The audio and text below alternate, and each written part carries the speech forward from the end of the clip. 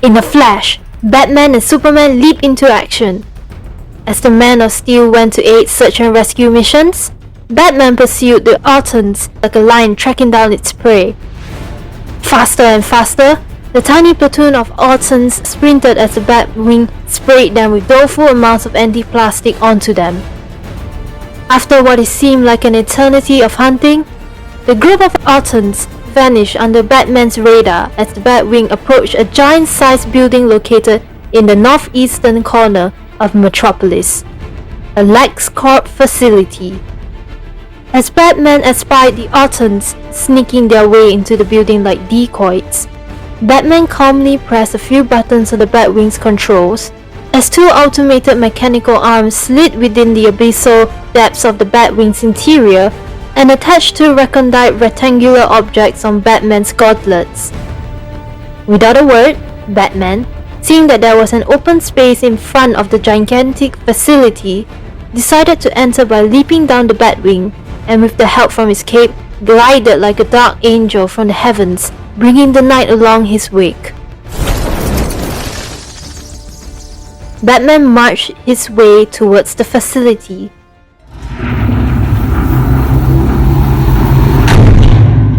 All of a sudden, the door of the facility opened ajar. Batman narrowed his eyes at the sudden occurrence, knowing full well that his intellectual equals were behind all this. Silently and resolutely, Batman decided to proceed with his mission by setting foot into the clandestine building. Surely and silently, Batman charted a course through the wrecking great LexCorp establishment, setting his eyes on technology never seen before by the eyes of humanity. Paraphernalia of unearthly technological advancement were littered around every corridor Batman stepped foot on. With his suspicions rising, Batman decided to play along whatever Riddler and Luthor had planned. Deeper and deeper into the building, Batman went till he halted in his tracks. When he confronted a trapdoor while something jumbo was shrieking with malicious delight underneath.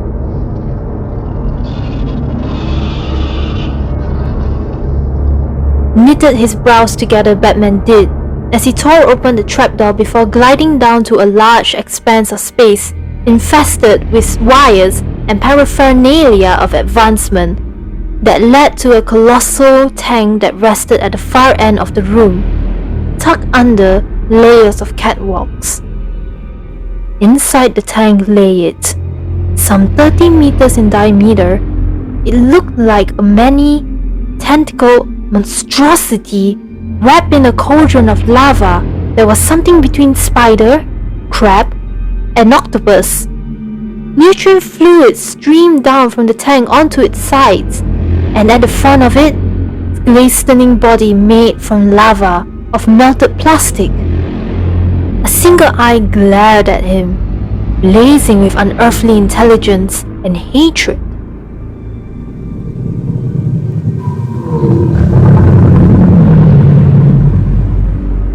Kept moving it did, as if driven by spasms of internal primal rage.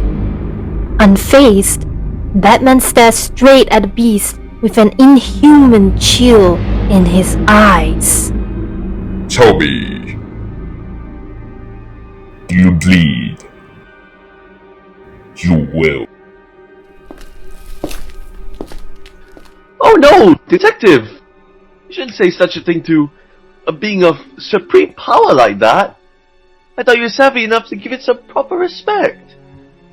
But I guess I was wrong.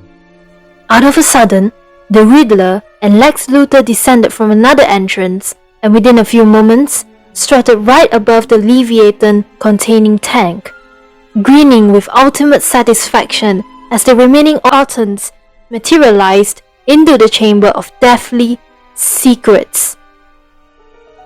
Seeing the unpalatable situation play out in front of him, and with no sign of Superman joining Batman to combat the baddies, thought fast Batman did to buy valuable time. Well, Batman, seems like you earned the right to be permanently erased. But let's be clear, we don't meet as equals in here. In fact, you don't even have any more hope of victory. You might have solved all my riddles to get here. Can you hear that, detective? It's applause for your mastery. You can't? That's because even a dingleberry would have solved them. Anyway, guess you'll just, with the utmost courtesy, allow me to lead to spill the beans, if you will. Riddle me this. Where should I start? Yes, the Titan itself. Allow me, Lex Luthor, to introduce to you the Nestin consciousness. With its phantasmal divine powers and characteristics, it has lent a hand in reanimating the finest battalion the world has ever gazed upon, despite them being made from plastic mannequins. So, effectively snaffled from Gotham and Metropolis' apparel stores. There you go again!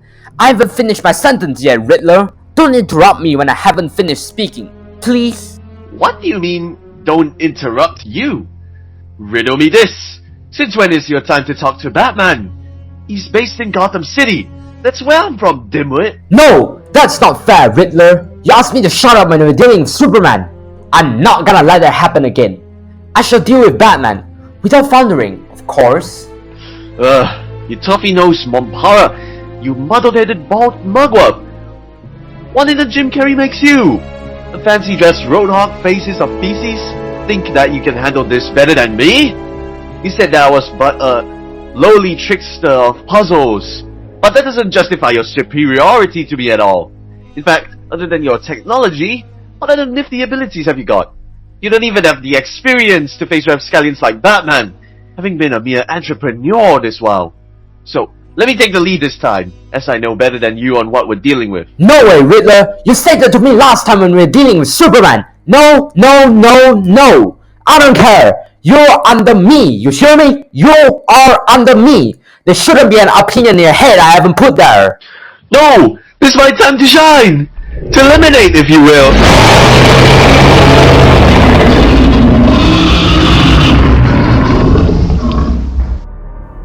Like a shot, the nesting consciousness became a cross as two sticks. Thrash harder and harder on the tank it did, and the noise, it roared as it lurched and bellowed, calling out in hatred and contempt to the barney between Lex and the Riddler. Riddler then resumed his revelation by explaining that the nesting consciousness originally came from not just outer space, but from outer space in another universe. Riddler elucidated that the universe the nesting came from was Earth 1963, a parallel universe compared to this universe, Earth 1938.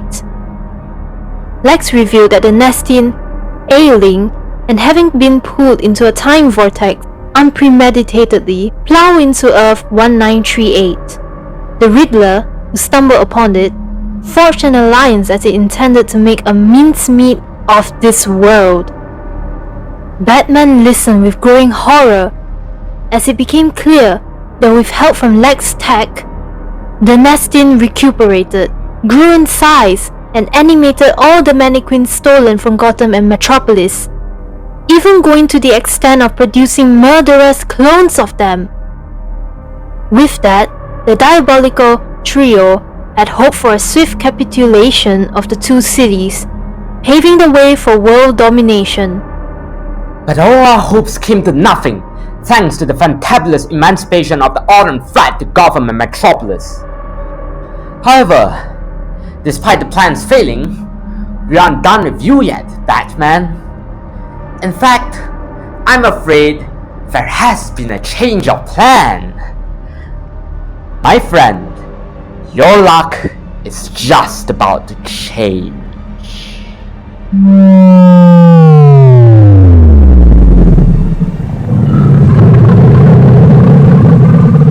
Suddenly, Lex, with a wolfish grin, pressed the button, and before Batman knew it, the gargantuan nesting consciousness slithered out of the tank. Foam dribbled from its mouth as the nesting leered with unearthly, primo-animalistic pleasure, to the Dark Knight. With a cackle laced with the darkness of malice, the Riddler revealed that since Batman's their captive, the nesting consciousness would then have the full honor to replicate alternate copies of the Batman. With alternate duplicates loaded with Batman's tech and intelligence, we try another incursion these blackguards would, exterminating the real Batman in the process. Batman stood calmly, seemingly accepting his own fate as he glanced the monstrous tentacles of the nesting engulfing him like a plastic net of despair, and the odious mouth of the nesting ring about with trillions of pernicious teeth. The nesting pulled Batman closer to its territoid jaws of quietus. Closer and closer and closer.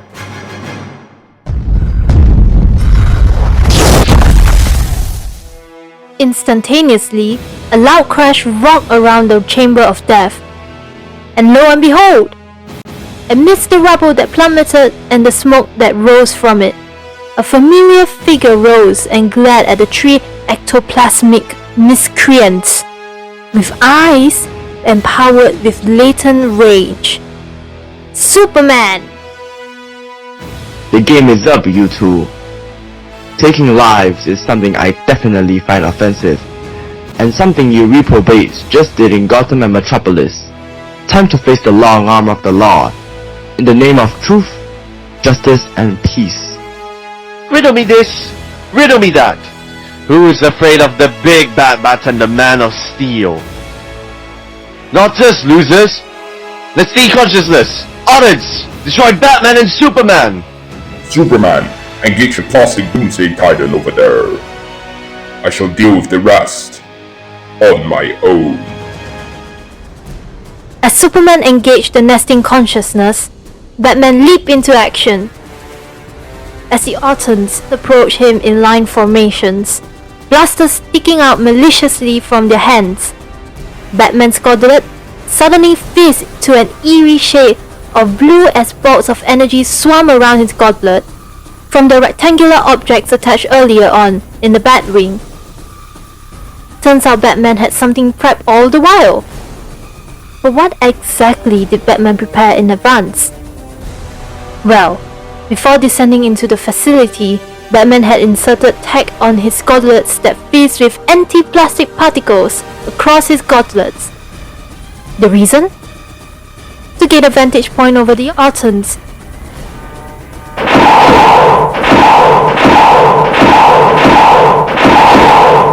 In unison, the Autons unleashed their blaster fire towards Batman, but the Batman was too swift for them all. Leap atop a metallic workbench the Dark Knight did, and began to leapfrog his way towards the Autons, while stunning them with bat-shaped boomerangs called batarangs, buying Batman invaluable time to dash towards the Autons that struck them down with its empty plastic gauntlets.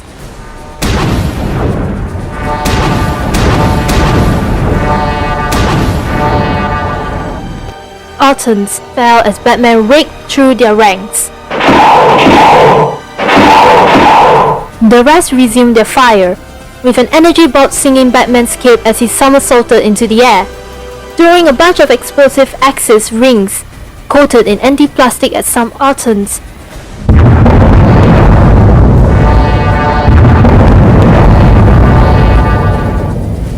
Ducking under a barrage of maleficent bolts, Batman's axis rings exterminated many of the Autons, while several more were destroyed under the anti-plastic gauntlets.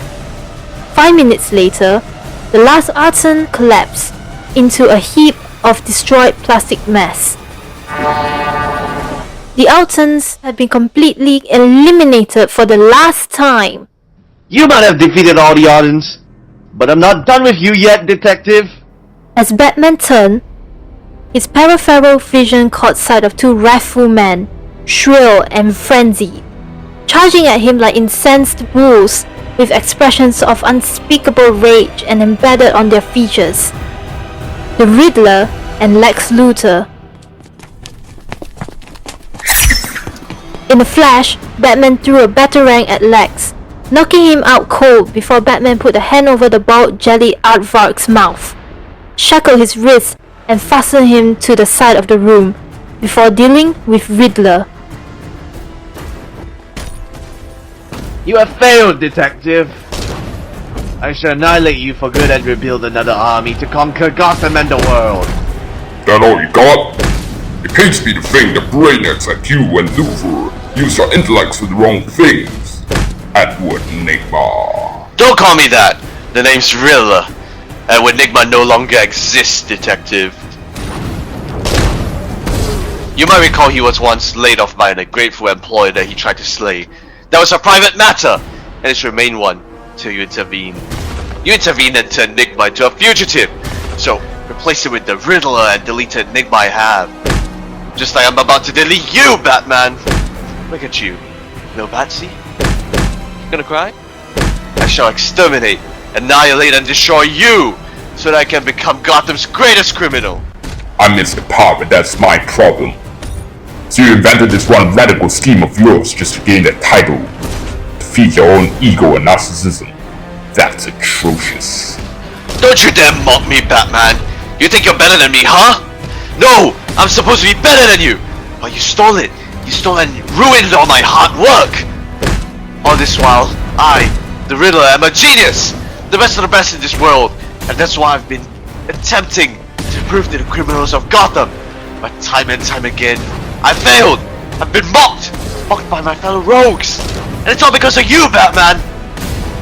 You made it to a mockery among criminals, a mockery and a warning that nobody will be an intellectual equal to the Dark Knight. Let me tell you something, Batman. Every time you overcome my puzzles, I'm not defeated yet. Soon enough, there will be a riddle that leaves you dead. You understand, Bats? This time, I shall not face defeat anymore. No! I shall never enter the realm of downfall. Mocked by the Joker, mocked by Harley Quinn, mocked by Bane, mocked by Kite Man. No! I had enough. Did you hear me?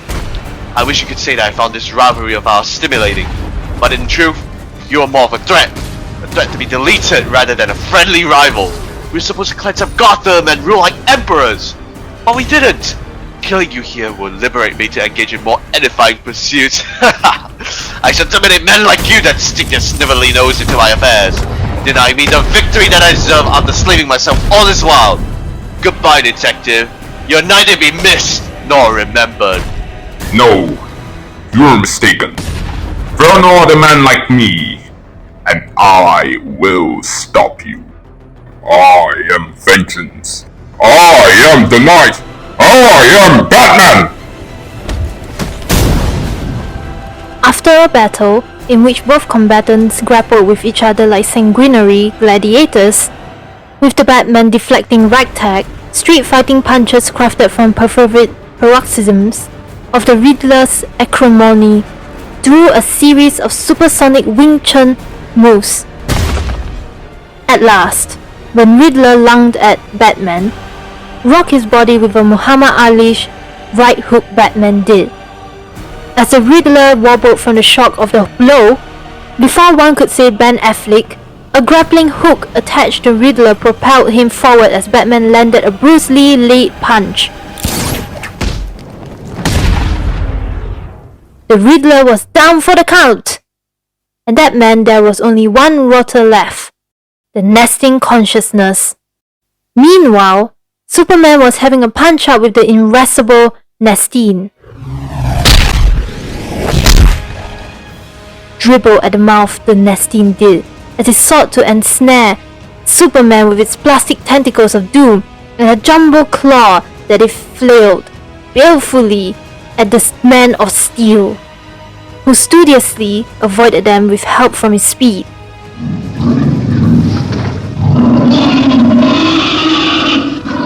Emitted a low snarl of frustration, the Nestine did as its attempts to consume Superman were bust. With a considerable heave, the Nestine consciousness launched from the ground and propelled itself towards Superman. Its jaws opened wide, with the scent of death brewing around it. However, Superman, as turbo as the speed of light, dodged and blasted the ropeable beast's tentacle with heat vision.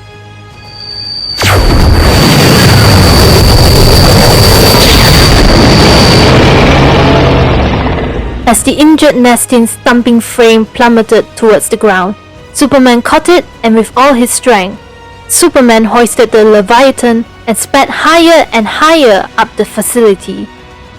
Wham! The two beings shot out of the building straight up like a SpaceX rocket. Upwards and upwards the Man of Steel pushed, a mere speck of red and blue underneath the helpless, floundering frame of the Nestin. I shall push that colossal beast up to space, where both of us will rub the air at high speeds, making both of us burn. I wouldn't be affected in the slightest bit, as my powers prevent me from combusting. But the beast will be fizzled, as most of it is made from plastic. When most of its frame is burned, I shall pummel it down to earth, ending the ardent threat once and for all. Summoning all his strength, Superman forced the beast up higher, up, and up. Up through the cumulus clouds, up through the altocumulus clouds, up through the cirrocumulus clouds, up through the stratosphere, and at last, into the deep reaches of outer space. As the Nestin floated helplessly, Superman flew on top of it, looking at its burned body. Superman's stratagem had worked. Now time for the final phase of his plan.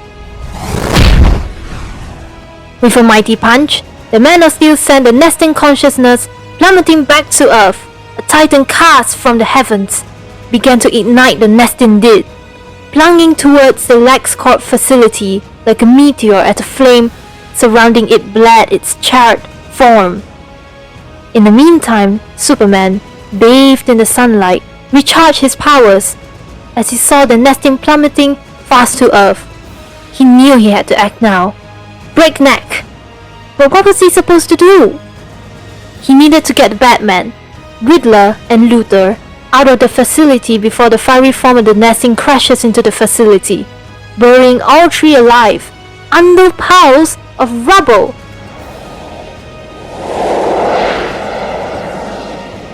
Superman zipped across the layers of the atmosphere as he flew at a spectacular speed to the LexCorp facility.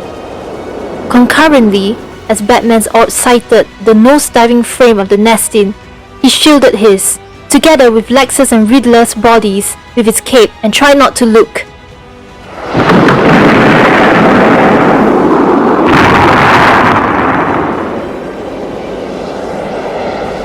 Before one could say Henry Cavill, Superman swooped in and with the perfect grace of ballerina, flew the three of humans out of the building as the Nestin consciousness struck the earth like a bomb. As Superman flew above the skies, Batman gradually parted his eyelids, and upon seeing the Man of Steel, breathed a sigh of relief.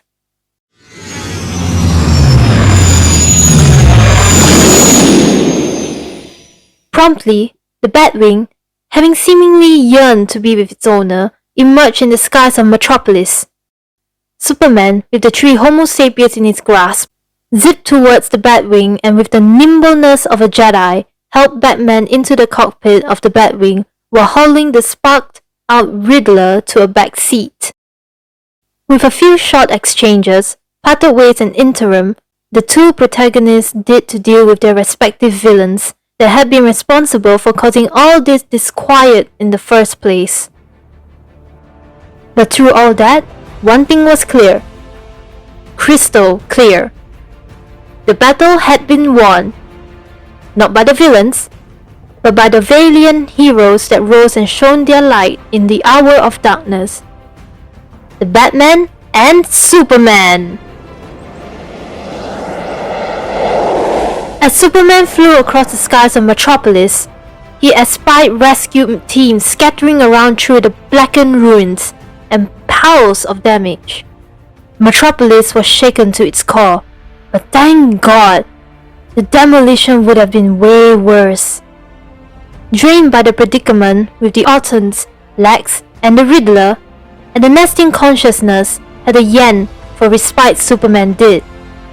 But with Lex Luthor in his hands, and the whole of Metropolis recovering at a snail's pace, Superman decided that maybe he should now extricate Metropolis to its pre-crisis state, following a crisis that has sundered the region more deeply in living memory.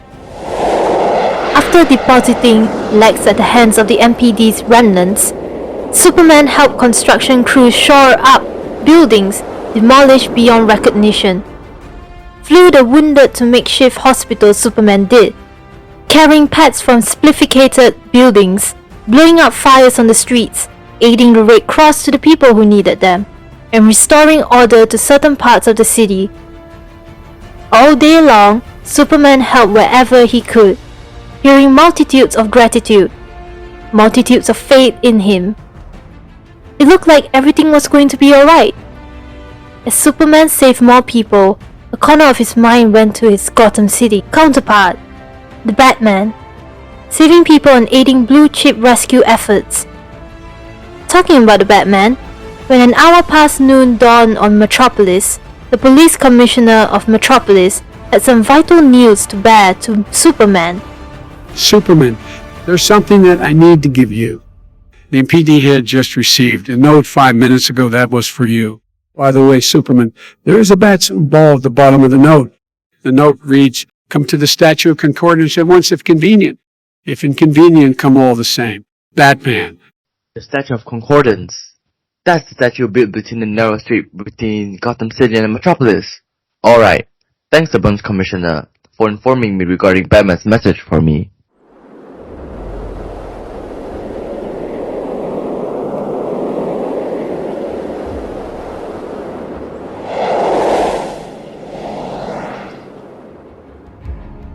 Greetings, Superman.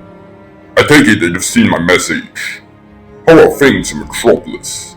Metropolis is slowly rebuilding itself. Lex Luthor is currently in police custody and will be tried for its grievous crime soon. So what about Gotham? Is everything fine? Everything's alright. The Riddler's been hauled back to Arkham Asylum for the mentally unstable. Gotham's rebuilding itself with help from the National Guard, Red Cross, remnants of the GCPD, Waytech drones, and myself.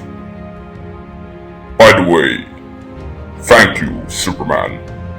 Without you, Superman, I would have erased the Ardents fully, as only you are the true might to defeat the creator of the Ardents, ending the Ardent threat once and for all.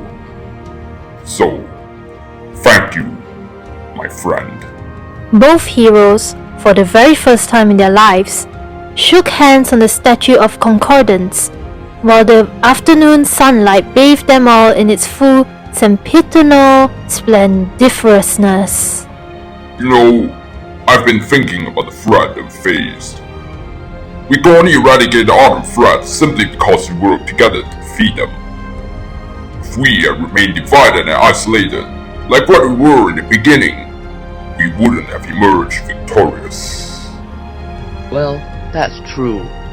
Only by combined strength then we could deal with ginormous cataclysms like this. Hey, to be fair, smaller criminals incidents would also be faster to be resolved too. And that's why I have a stratagem. A stratagem that could change the destiny of us heroes. Throughout the 8 years of service that I devoted to cleaning up the streets of Gotham City, I've met many rogues and escapees. Some of them extraterrestrials, intent on world domination like the Ardents. Spontaneously, holograms of criminal gangs comprising of the world's deadliest villains and aliens, seen as cancer and harrowing as the cut burst out of Batman's gauntlet, and projected themselves menacingly. Look at this. The rancorous league of shadows, the clandestine yet baneful court of owls, and the dastardly alien Daleks from the planet Scarrow, plus the extraterrestrial, conniving sinestro corps. All these malefactors have faced the GCPD, in addition to contending with freaks dressed as clowns and exploding wind-up penguins. I wouldn't utter such paramount says to you, Superman, on what occurred and this challenge struck. I've seen innocents buy the farm under the hands of these unearthly monsters before my sight. Think, man, about the autumn crisis that we faced. Count the dead. Thousands of people. What stacks of history repeats when we don't unite? Millions? billions. More deaths could have been averted if there were more heroes protecting them together instead of just one, or just two. We might rejoice now, but if the scoundrels of the universe could still unite and destroy humanity, if we heroes remain divided, scattered, we won't stand a chance. The wicked hangs together even when they hate each other. The good are scattered, making them weak. That was a quote from my nemesis the Joker, a quote I'd like to reverse. That's true actually. In my observations, I find that in recent times, even before the Arden incidents, criminals have been opting to team up than acting alone. I once thought working alone would be the best. My old man once said, one boy's a boy, two boys are half a boy, three boys are no boy at all. But turns out, incorrect I am. I propose a league of fellow heroes of all kinds like us to counter whatever fast and knave will bring. I don't care how many demons they've fought in how many hells, but they've never fought as heroes. Not united. I believe that if we stand united, we could be a force of tranquility and justice, in the name of life, liberty, and happiness. All this time, I've been searching records that I've compiled. Instantly, Batman's gauntlet hologram displayed a myriad of superheroes present in all forms of media. A CCTV footage of a chap speeding at the speed of force aiding the boys in blue, stopping a sadistic boomerang-wielding looter, was quickly replaced by US Navy footage of a bearded fellow with a trident speeding across the Arctic. A sub-Rosa footage in the Nevada desert displayed a man with a green ring that projected an unearthly ship, only to be replaced by a historical picture of a female warrior with a gleaming lasso giving Nazi Wehrmacht soldiers a drumming in the Western Front circa 1944. If we were to get a team, we must find and convince them to unite under Justice League. Help me find these meta-humans. Well, sure, but they might not want to be found. Why do we go to the middle of nowhere for who knows how long to convince all these heroes to join? For example, I know one of them belongs to the faraway Amazon people, and another one belongs to the lost kingdom of Atlantis. These races are known to be the most isolated. Don't worry, Superman. They will join us eventually after they've realized the League's importance, and they will fight. They've slept in the unknown long enough. When they wake, they will shake the world. We must stand together till all are one. But these metahumans, you sure that they will agree to protect the world with us collectively? Uneasy you mustn't be now, Superman. I'm endowed with the elements of imagination and vision, and you can give people an ideal to strive towards. They will race behind you. They will stumble. They will fall. But in time, they will join you in the sun, Superman. In time, you will help them accomplish wonders. We are much stronger than you think we are, even though finding them wouldn't be cakewalk. And the illustrious Spanish ultra runner once said, just jump from stone to stone like a goat, and always think positively. Something in me tells me that our way of life on Earth all this while might have made a world where standing together is impossible. The Atlanteans, for example, had waged a lamentable war against humankind back in the 360 BCE. They have since receded into the uncharted, away from the prying eyes of mortals. Their presence might be what a Malay saying would describe as "Bagai kucing lepas senja." But what you said about us, I think maybe that'll work. Maybe they'll join and form a Justice League with us. They might be different. Sometimes they might feel like outcasts. But with us united, till all are one, they'll never be alone. If that's the case, we better get cracking. And when the day comes, when the League is assembled, the world will remember this day. Precisely, Superman. we all are still good. We might turn on each other, slaying and burning in our wake in the past. But we must let go of the past and look at the future. The past is the past. The present is the present.